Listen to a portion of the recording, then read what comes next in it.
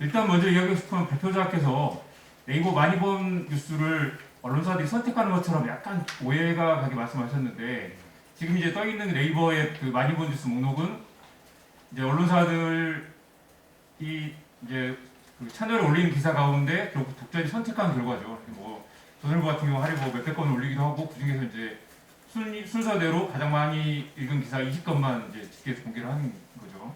그러니까 중앙일보가 몇 건밖에 안 올렸는데 인기 기사가 됐다라기보다는 중앙일보 기사가 어떤 이유에서든 좀 더 많이 노출되고 더 많이 읽게 된다. 선거 관련 기사 중에서도 중앙일보와 조선일보 기사가 조회수 압도적으로 높다. 이렇게 진단하고 출발을 해야 될 것 같습니다. 채널 구독자가 과연 그 조회수와 연결된다고 한다면, 이 경우는 과연 그러면 이 어디죠? 파란색이 채널 구독자인데요. 한겨레하고 조선일보 차이가 크지 않다라고 본다면, 아니면 조선일보 국제 공개하지 않았으니까 중앙일보하고 한겨레가 한 25% 정도 차이 나는데 왜 이 조회수는 거의 3배, 뭐 몇 배죠? 4배 가까이 차이 나느냐라는 질문을 던질 수 있을 겁니다. 물론 여기는 또 다른 이유가 있겠죠. 중앙일보가 이슈 대응을 잘할 수도 있고, 뭐 제목을 섹시하게 달 수도 있고, 여러 가지 뭐 설명이 가능할 겁니다. 확실히 단순히 채널 구독자와 또 다른 변수도 있다라는 건. 물론 중앙일보는 작년부터 I24라는 팀을 3교대로 굴리면서 실시간 입주 대응을 하고 있습니다. 거기 직원들이 30명이나 된다고 하고요. 그런 여러 가지 요인들이 작동하겠지만, 어떤 이유에서든 우리 네이버에서는 상대적으로 진보 보수라는 말씀을 드리지 않겠습니다. 조선 중앙의 기사가 한겨레 경향 기사보다 6배 정도 더 많이 읽힌다라는 겁니다. 네이버에서는 5개 언론사가 67%를 차지하고 있고요. 다음에서는 5개 언론사가 47%를 차지하고 있는데, 물론 다음도 역시 뭐 편중 현상이 있긴 합니다만, 네이버는 특히 선거 이슈에서, 이게 김동원 박사님 이 페이퍼의 결론하고도 맞닿아 있는 부분이 결론 맞닿아 있는 부분인데요. 많이 읽은 기사 중에 선거 이슈만 뽑아놓고 봤더니 조선중앙의 그 점유율이 압도적으로 훨씬 더 높게 나타난다. 많이 본 기사도 문제였지만 특히 선거보도, 정치보도에서는 거의 이 두 언론사가 44%를 차지하고 있네요. 이런 문제가 나타납니다.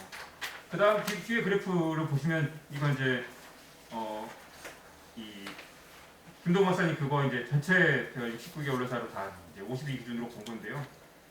상대로 다음은 이 50위 안에 들어가는 선거 관련 기사가 하루 50건 중에 6.7건이었는데 네이버는 3.8건. 네이버는 어떤 이유에서인지 지난 선거 기간에 정치 관련 이슈가 다음보다는 상대적으로 적었다. 이건 뭐 해석이 필요한 부분이 좀 되겠습니다. 자, 그래서 이제 제 말씀은 이거 자료 다 했고요. 짧게 말씀드릴게요. 한국 언론에게 포털 저널리즘은 사실 원인이면서 결과고, 오래된 이슈지만 스스로 원인을 깎을 수 없고, 고양이 보기에 누가 방울을 달 것인가 라는 이야기를 하면서 공유주의 비극에 다들 동참하고 있는 상황입니다. 우리가 포털에 뉴스를 공급하기 시작한 게 2000년부터고, 뉴스캐스트가 2009년에 들어왔다 2013년에 사라졌죠. 세계 어디에도 없는 뉴스 콘텐츠의 가두리 압식장이라는 이야기 많이 합니다. 그렇지만 결국 한국 언론의 많은 문제를 얘기할 때 포털의 공짜 뉴스가 뉴스 생태계를 굉장히 잠식하고 있다라고 얘기를 하죠. 그렇지만 포털 없는 뉴스 세상을 상상하기 쉽지 않습니다. 그러니까 김의겸 의원이 이야기한 뭐 제3의 포털 같은 것도 검토를 할 수 있겠지만, 그리고 정부 주도 아니라 다른 형태로 당연히 검토를 해야 되겠지만, 굉장히 순박한 발상이 쉽고, 이제 물론 저는 이제 여전히 고민해야 된다고 생각합니다. 어떤 식으로 이걸 구현할 수 있을까? 정부 주도 아닌 다른 방식의 검토를 할 수 있을 거라고 생각하고요. 2004년에 일간 스포츠와 매번 스포츠무사들이 네이버에서 빠졌다가 몇 년 뒤에 100개 들고 다시 돌아왔어요. 그리고 그 자리에 온갖 연예 매체들 들어와가지고 충격 경악 기사를 써냈죠. 2013년에는 광고주 협회가 나쁜 언론 퇴출을 해가지고 포털에서 나쁜 언론사들, 군소 언론사를 퇴출하는 그런 프로젝트 진행했다가 결국 그게 배후에 메이저 신문사들, 신문협회가 있었고 또 잘 안 됐어요. 심지어 법을 만들어가지고 5인 미만 언론사 퇴출시킨다고 했다가 그건 위헌 결정이 나서 흐지부지 됐습니다. 이게 이제 메이저 언론사들은 뭐 나쁜 언론사들 문제 있지만, 군소 언론사들 문제 있지만, 메이저 언론사들은 자꾸 군소 언론사들을 퇴출시키고 네이버에서 헤게모니를 장악함으로써 뭔가 이렇게 과거 영화를 되찾으려고 하는 그런 성격이 분명히 있습니다. 결국 그래서 뉴스 제휴평가위원회로 네이버가 토스를 하고, 우리는 몰라요, 제휴평가에서 결정할 거예요 라고 신입과 퇴출을 심사하고 있죠. 결국 그게 이제 가두리 암시장을 더욱 가두리를 높이 세우고 이너서클을 강화하는 데 그쳤다는 그 비판도 많고, 이 CP를 걸어 잠그면서 이제 뭐 포털은 돈 안 나가니까 좋고, 안에 이미 이너서클에 있는 언론사들은 그걸 이너서클 강화하는 그런 방식이죠. 그리고 애초에 저는 포털이 제휴를 맺어야 검색해준다라는 건 이건 좀 검색 엔진의 본분이 아니라고 생각을 합니다. 여기가 길어지는데요. 정리를 하면 아웃링크는 계속해서 걸으면 되는데 이건 정말 쉽지가 않아요. 아웃링크에서 네이버에 검색해서 포털 좀 다 몰아줘라라고 하는데, 그럼 네이버가 지금 언론사에 지급하고 있는 수천억 원의 그 옛날의 전제로 지금 광고 수익 대부분인데 언론사들이 그걸 포기할 수 있냐라고 하면 그 이야기를 하지 않으면 전혀 눈이 진정이 되지 않아요.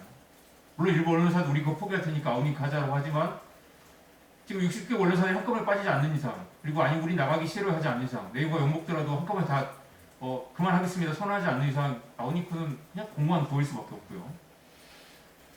죄수의 딜레마에 빠져있다고 생각합니다. 일부 언론사들만 빠져나간 거 되는 게 아니고 공동 해법을 찾아야 되지만, 다들 실제로 네이버 두들겨 패고 나서 나중에 그 뒤에서 협찬원 받는 그런, 네이버가 언론계 ATM이냐라는 얘기가 나올 정도로 그런 식의 기묘한 공생관계가 계속되고 있습니다.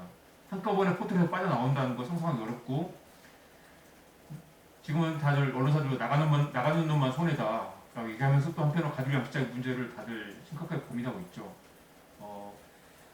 뉴스타파도 3수 끝에 네이버와 콘텐츠 제휴계약을 맺었고요. 지금 오늘 우리가 얘기하는 것 보면 네이버에 뜨면 읽히고 안 뜨면 안 읽히는 게 한국 언론의 참담한 현실인데, 네이버에 뜨면 읽힌다 해서 그 뜨면이라는 게 과연 공정한가라는 이야기를 당장 네이버에서 우리가 벗어나지 못한다면 그 이야기 해야 될 것이고, 기사별과 알고리즘 공정성에 대한 문제는 사실 이제 영리기업이지만 굉장히 공적인 플랫폼을 갖고 있는 네이버에게 끊임없이 요구를 해야 되고, 그게 일부에 제기한 것처럼 알고리즘을 공개하라라는 것들도 사실 순진한 이야기죠. 알고리즘을 공개할 수도 없을 뿐더러 알고리즘을 어떤 식으로든 공개하면 거기에 따른 또 어뷰징이 있을 거라서 정말 쉽지 않은 문제입니다. 다만 얘기하고 싶은 건 네이버에서 한겨레와 중앙일보의 이 격차는 어디서 나타나는가. 말씀하신 대로 한겨레가 디지털 전환이나 아니면 이슈 대응에 서툴러서 일 수도 있고, 어떤 원인은 따로 분석을 해야 되겠지만 결과로서 이런 그 편향, 결과로서의 특정 언론사에 대한 과도한 집중, 네이버가 공정하지 않을 수도 있고 아니면 노력하지 않을 수도 있고, 아무튼 결과로서 한국 사회는 굉장히 다른 두 개의 포털 이외에 대안이 없고, 그게 한국 사회 여론을 어떤 식으로든 어떤 방향으로 왜곡시킬 가능성이 있다라는 겁니다. 자, 마지막으로 정리를 하면 이렇습니다. 오늘 김동원 연구원님 발표는 어쨌거나 알고리즘의 편집의 결과로 이런 게서 많이 읽게 됐고, 어떤 식으로든 한국 사회에 영향을 미쳤다는 것이죠. 어떤 알고리즘도 완벽하지 않고 알고리즘의 공정성과 객관성을 기대할 수도 없고, 알고리즘을 계속 비판하고 네이버에게 더 공정한 편집을 하라고 요구를 해야 됩니다. 오늘 같은 이런 토론회에서 나온 것들을 보고 한국 사회 이대로 가도 좋은가, 네이버 당신이 과연 이걸 당신들이 공정하다 생각해서 내놓은 건가, 이게 다 최선인가 계속 비판을 하고 끊임없이 감시하고 검증받도록 만들어야 되는 거죠. 알고리즘을 공개할 수 없다 하지만 어느 정도까지 공개하고 더 개선할 수 있도록, 영업비밀이라 하더라도 최소한 원칙을 공개하고 감시와 비판을 받아들여야 된다. 문제는 우리에게 다른 옵션이 없다. 네이버 아니면 다음밖에 없고, 이게 한국 사회 여론에 영향을 미치고 있다. 네이버 의도했지 않았던, 네이버 중립을 지키려고 노력하든 노력하지 않았던, 이게 최선이가 질문을 던지고 어떤 식으로든 우리가 이걸 더 나은 방향으로 바꿔야 된다. 장기적으로 네이버 없는 그 한국 언론을 상상을 하더라도 당장 할 수 있는 것부터 바꿔 나가야 된다. 그런 의미에서 오늘 토론이 굉장히 중요하다고 생각하고요. 답이 없는 질문이지만 여기서부터 우리가 뭔가 논의를 시작해야 한다고 생각합니다. 우리 모두가 네이버가 만드는 그 담론 공동체에 들어와 있다는 생각이 듭니다. 그게 이제 갖는 한국 특유의 뭔가 확 끌어오르고 막 이렇게 옮겨다니고 막 이렇게 이슈에 막 사람들이 분노하고 그런 그 독특한 지형하고도 네이버도 잘 맞고, 네이버 뉴스를 갑자기 없앤다고 하면 사실 독자들이 또 싫어할 거라는 그런 이제 지적도 있어요. 다만 이게 이제 네이버라는 플랫폼이 어떻게 세팅하느냐에 따라서, 네이버 뉴스의 장점이 있다고 치더라도 그걸 어떻게 세팅하느냐에 따라서 자칫 특정 정치 세력이나 집단이나 이해관계에 유리하거나 아니면 불리한 방향으로 될 수도 있고 아닐 수도 있고요. 페미니즘 이슈나 부동산, 조국, 추미애 등등 그런 여론들이 네이버와 다음이 또 극단적으로 엇갈리기도 하고 전혀 다른 양상을 보이기도 하고, 그런데 우리에게 선택지가 또 두 개밖에 없다는 말이죠. 네이버에게 과연 그 공정성을 요구한다는 것도 지금 이제 얼마 전에 MBC 스트레이트 보도를 보면서 여러 가지 생각들 많이 하셨을 텐데요. 네이버 그 스트레이트 보도에서 문제는 이제 진보 보수를 약간 좀 기계적으로 나눠서 논란이 됐습니다. 취재는 잘했는데 진보 보수를 과연 그러면 50대 50으로 맞춰야 되느냐라는 질문을 갈 수 있고 어디까지 진보고 어디까지 보수냐. 국민일보는 뭐 보수라 생각하시는 분들이 많겠지만 뭐 그러면 어디까지 그러면 진보 보수 포션을 맞춰가지고 한국의 진보로 갈 수 있는 신문이 뭐 몇 개 안 되는데 그 신문사를 노출을 기계적으로 맞춰줘야 되느냐 아니면 어떤 주장이 있으면 거기다 반론을 동일한 비중으로 노출해야 되느냐라는 것들은 사실은 기계가 할 수 있는 게 아니라고 생각합니다. 사실은 이제 그래서 과거 네이버가 200명씩 편집자를 사람 편집자가 뉴스를 편집할 때 그때도 논란이 많았죠. 왜 네이버는 편향됐냐, 뭐 혼내줘야 된다, 뭐 평등됐다 논란이 있었지만 사실 저는 네이버가 사실상 언론 행위를 하고 있기 때문에 중요한 뉴스 골라서 편집을 하고 그 뉴스로 계속 평가를 받고 그 뉴스로 공정하냐 공정하지 않느냐 왜 이런 뉴스 올렸느냐라는 걸 끊임없이 비판의 정면으로 직면하는 게 오히려 맞는 방향이라고 생각하고요. 다만 네이버의 플랫폼 특성상 사람이 편집하던 시절에는 1,000만 명이 본 뉴스가 생겨요. 지금도 뉴스 편중이 문제라고 하지만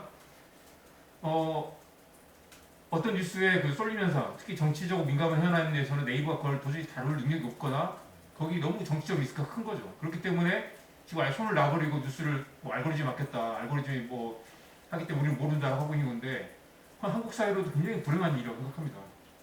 압도적인 점유율, 뉴스 점유율이 89.3%인 양대 포털이 이 뉴스를 우리가 알지 못하는 알고리즘이 그리고 툭하면 사고를 치는 그 알고리즘이 우리에게 뉴스를 전달해준다. 그 우리가 보는 세상을 규정한다는 건 정말 편향성만큼이나 그런 기계적 중립은 가능하지 않을 뿐더러 그렇게 그런 접근 방식이 굉장히 위험하다고 생각하고요. 네이버는 사실 과거 좋은 뉴스를 골라서 편집하던 그런 시대를 지나서 뉴스캐스트와 뉴스탠드로 넘어오고 지금 완전히 이렇게 알고리즘 맡기면서 의제를 설정하거나 주도할 의지가 없거나 그걸 너무 위험하다고 생각해서 포기한 상태. 이런 알고리즘이 과연 한국 사회 의제 설정을 맡길 수 있는가라는 데 대한 현실적인 논의를 해야 될 시점이라고 생각하고요. 몇 가지 뭐 대안들이 나왔습니다. 한겨레 이봉현 실장이 네이버에 송고할 수 있는 기사 수를 제한해보자. 뭐 이상한 기사 말고 우리를 대표할 수 있는 기사만 하루에 뭐 20건씩 내보게 하자라고 하면 이제 처음에 참신한 아이디어 좀 드리죠. 그럼 이제 선별한 뉴스를 내보내면 그 뉴스들로 이제 선택해서 꼭 필요한 뉴스를 골라볼 수 있게 된다. 언론사별로 브랜드 경쟁이 되지 않을까라는 생각도 하지만 당장 그러면 네이버가 지금 하루 3만 건의 뉴스를 받는 대가로 몇천억을 지불하는데 20건씩 내보내면 그 뉴스에 여전히 그 1,000억 이상을 쏟아붓겠는가라는 얘기가 될 수밖에 없고요. 네이버의 결단과 언론사들의 합의가 필요한 부분일 거고 여전히 아웃링크는 대안이 될 수도 있다고 생각합니다. 어떤 형태로든 뉴스 트래픽을 내보내고 물론 거기 또 공유지 비극과 선정성 경쟁이 있을 수 있지만 좋은 뉴스를 브랜드를 선택하게 만들고 그런 선택이 어떤 식으로든 이 검색 결과 반영되게 하는 그런 시스템 그리고 시스템을 설계를 잘하면은 네이버를 우리가 버릴 수 없더라도 뭐 전 세계 다 구글이 짱먹는 나라들이 많으니까요. 그처럼 검색 엔진을 통해서 좋은 트래픽을 유입을 받고 그게 자체적으로 독자를 확보하고 광고 수입을 올리고 장기적으로 구독으로 전환하는 그런 모델이 여전히 포기할 수는 없다고 생각합니다.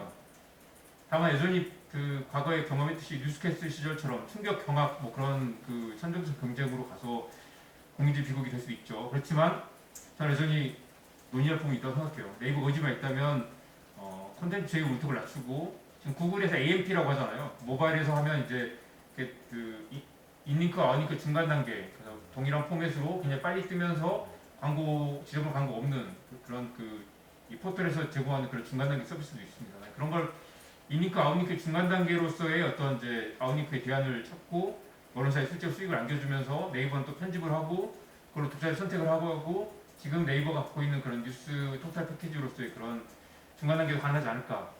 자, 정리를 하면 결론은 뉴스의 가치를 높이는 논의가 필요하다. 지금 뉴스가 다 이렇게 누가 그 말 하더라고요. 우리가 본 뉴스 중에 10%는 정말 좋은 뉴스도 있고 80%는 그저 그런 뉴스들이 대부분이고 10%는 정말 쓰레기 같은 뉴스들이 있는데 독자들이 포털에서 마주친 뉴스들 중에 상당수는 아까 조영남 인터뷰 같은 것처럼 쓰레기 뉴스를 보고 언론에 절망하게 되고 뉴스를 흠모하게 되고 정작 관심을 끊게 된다는 거죠. 좋은 뉴스 10%의 좋은 뉴스를 여전히 하면 안 되죠. 그 뉴스들을 더 많이 노출시켜야 될 텐데 지금 포털은 그렇지 않다. 건강한 공론장을 만들고 발전적인 토론을 하고 민주주의를 확장하는데 포털을 기여하도록 그게 이 거기 이용에 걸린 언론사들이 같이 참여해서 바꾸시는 방법이 얼마든지 있다고 생각합니다.